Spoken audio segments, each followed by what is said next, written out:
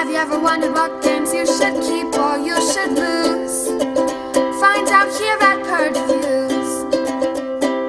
Moai is a board game about tearing down trees to create statues. The whole thing has this deforestation effect. It can be used as a teaching module, of course.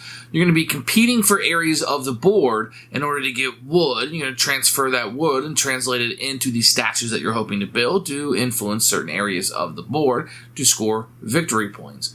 As you do so, there'll be less and less wood available on the small island, which I think ended up destroying the economic climate of the island itself in real life. Here's where we find ourselves.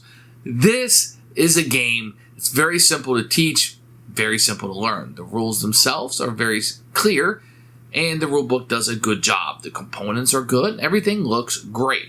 It does have that Euro look from about 10, 15 years ago, but it was released then, so that would make sense. What you're going to find here is by far the meanest, terriblest, most cruel game I've ever played. This game is mean, and it take that to another level. You will be sure you can cooperate in this game. Now that's what they'll tell you. But every moment somebody will be sticking a knife in your back because you will need to in this game. And I think that's something you have to be prepared for in this game. The game is okay. It's pretty generic in most aspects, that you're kind of going with the flow and you're creating these statues and you're getting resources to do so. That resource management is rather, it's rather commonplace. And this game was released quite a while ago. I don't think anybody was copying this game, but it definitely borrows and utilizes what's very common in board game. Where it's unique at is the meanness in this game. It's almost a diplomacy level where you will be backstabbing and knocking people out and take that from them over and over and over again in this game to the point of frustration. That's what this game is, and you need to be prepared for that. The game's fine. It's okay. If you enjoy the meanness in the game, it's going to go up for you, maybe a 6. If you don't like that meanness, it's probably going to be a 3. And then where you are on that threshold is going to determine how much you like this game. This is what I would tell you to be very careful when playing with people. Make sure it's a style that you're going to like. For me, it's not. I couldn't enjoy this game less. It was something I couldn't purge quick enough, and that's where we're going to leave it at. Get rid of this one. Purge for us. There's Moai. You can see it's a nice big box here with face-to-face on it. I think this is a very sharp-looking box and a very good size. When you open it up, we're going to see, first thing we're going to get is a rule book, which we'll take a look at in a few minutes. And you're going to get a board. The board is rather bland. It's really just a place to put things, and a lot of the board is really wasted. Really, you only use this part, this little strip, and this strip, and the turn marker here. So it's kind of, You do have a nice sort of insert here where things will fit in. You have these little wooden pieces that are numbered.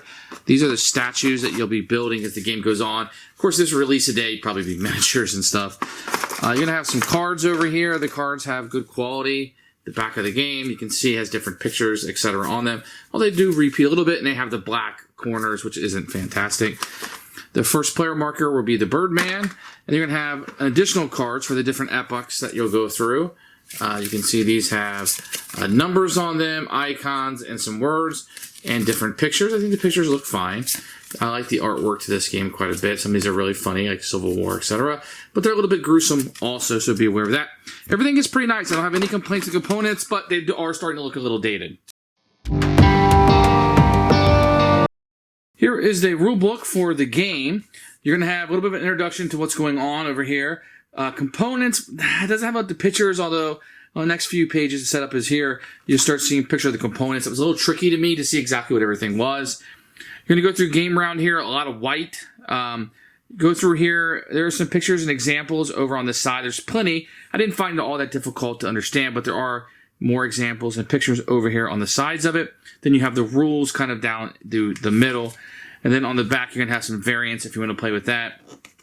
It is a little odd that, like, the end of the game is like this 2-sentence here, and then you flip it over. It'd been nice to have it all in one page. There's plenty of room down here, but that's not what they've chosen to do. I found the rules to be an easy read. Probably need 10, 15, 20 minutes to get through this, and you'll be up and playing in no time. So to set up the game, you're going to have the epic cards. You're going to have these on top, 2. Then you'll have the bottom phase here. What you're going to do is you're going to bring out a number of these, number of players plus 1, and you will bid for these using the cards that you have in your hand. These little cards that have numbers on them. Highest bid will get to go first, and that down here is where you'll set up your turn marker. And then what you'll be able to do is you'll be able to be the first one to draft one of these cards. So you're going to have cards like this that are boats, and this will help you in the fishing aspect. You also have cards that don't do anything. Then you'll see as we get into the game, you'll have cards that, remove from the map somebody's marker or destroy any wood on the board. A little bit of take that kind of stuff. But as you can see in the first set, there's a lot of calmness to the game. You'll be building some of these boats, and you'll be gaining some of these. What you're also going to see on the cards over here is at the end of the round how many cards you will draw. So let's look at a couple of these. There's 2, 3, 2, 4. And on the other side of this will be how many markers you'll have to take off the board at the end of the round. 3, 5, 2, 2. So during the game, you're going to have these little wooden markers that will have numbers on them. And you'll be placing these out on the board, whatever spaces you want to go onto. And there's really 3 locations you can go. But if you do have a boat, you can definitely put one of these on the boat. So we're going to be able to gain wood. We're going to be able to feed people, which is the boat and the fields. And you're going to have the volcano where you'll be able to build the statues. So let's talk about this a little bit. As you're putting these out, you're going to have different numbers. And when these get flipped over, in order to build the wood here, there's so much wood that will go out based on when these cards come out. For every one of these, you're going to put a wood over here into this wood position.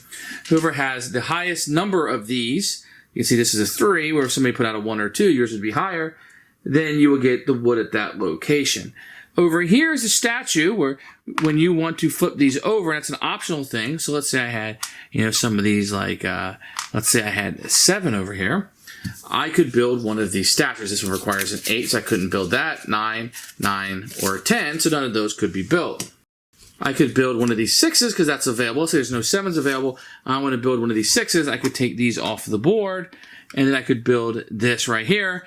And this would be worth victory points. This is what I'm really trying to do during the game. Although leftover wood in the game is worth 2 points, these statues are really what you're trying to build. So I could build one of those. Now, when the round is over, I have to have enough food in order to feed everybody on the board. So in this really simple example, I have 2 food, 1 here, and 1 worker on the board. So they would be allowed. Now, if I had more workers on the board, say something like this over here or something, then I would have to start taking these off the board, and it always has to be an equal one. So I could, if I had 2 here, let's say, I couldn't take this one off and have to take an equal amount one off over here, and that's kind of how that would work. And that will continue on until a certain card is revealed from the deck.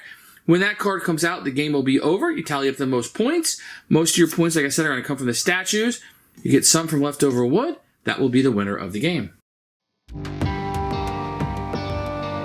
Who should buy this game? Anybody who wants a light, kind of Euro-ish game, but they want something to take that and that meanness in it, I think this will be that. I would stay away from families unless you're just really into that aspect.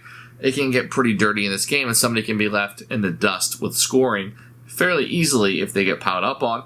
Although normally I think you're going to attack just somebody in the area that you need to, just for gameplay purposes, or you might attack the leader. Other than that, I think this is a game, maybe a 5. You can go up or down depending on how much that meanness means to you and how much you take that in games. So for us, it's definitely going to be a Purge.